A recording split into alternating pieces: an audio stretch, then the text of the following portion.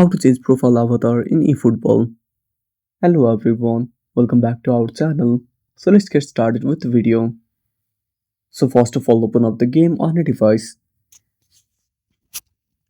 Now once you're in the game, on the home page, simply tap on extras. Now on the extras page, simply tap on the profile picture or simply tap on the profile icon. Then tap on continue. Then tap on profile. Now select the avatar.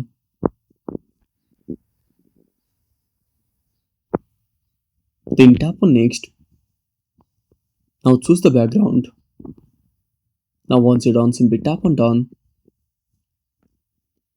And that's it. Thanks for watching. Make sure to subscribe our channel and hit the bell icon. See you in the next video.